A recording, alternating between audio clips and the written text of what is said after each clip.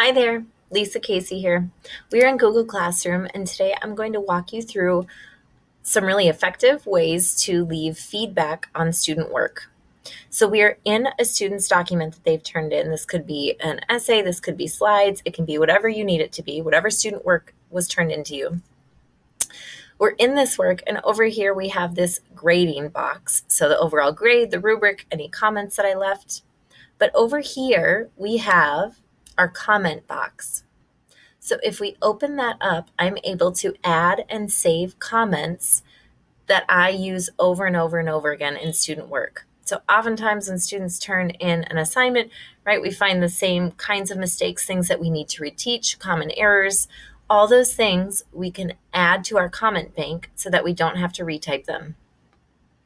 So if I click this add to bank button, I can add any comments that I need to, apostrophe error, and then if I click return, it adds another comment. So capitalization, I spelled that one wrong. Capitalization error, period.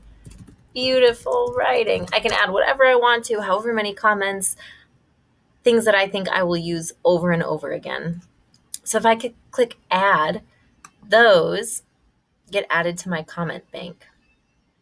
And these save so that I can use these in any essay, anything that students turn into me that I leave comments on.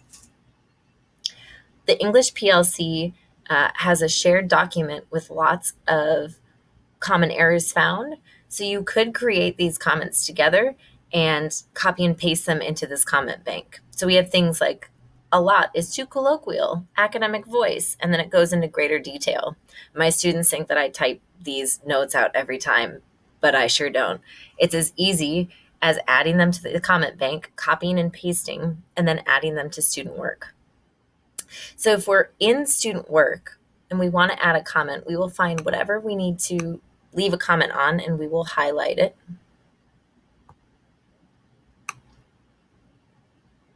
So we'll click and drag our mouse to highlight. And then we have a couple different ways to add comments. You can either Control Alt M to add a comment. You can go to Insert a comment down here. Or if you click this button up here, you can add a comment this way. So lots of different ways to do so. And you'll find if I want to add this academic voice, if I start typing here,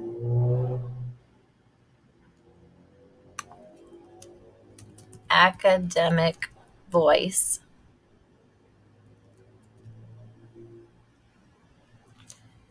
it pops up.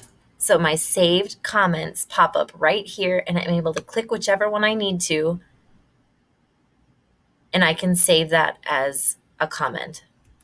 So saving comments in your comment bank ultimately saves you a ton of time. Instead of copying and pasting every time, or instead of retyping, you can search for, basically, in this comment, this box, and you can comment on it.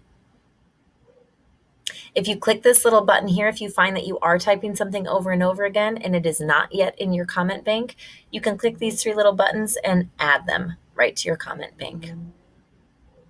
One other tool to help leave some effective feedback is up here. We are in suggesting mode.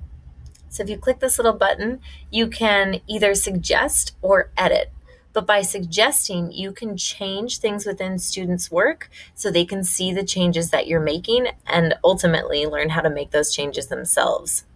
So if I decide that this should be capitalized, I can go ahead and do that for the student, and they can see what my suggestions are. And if they click this little box here, this accept suggestion, it does the changes for them so they can see the corrections that are being made. Or if they decided that was a deliberate decision they made, they can click this X box and reject my suggestion. So those are a couple tools on how to leave efficient and effective feedback for students in Google Classroom. Thank you very much for watching.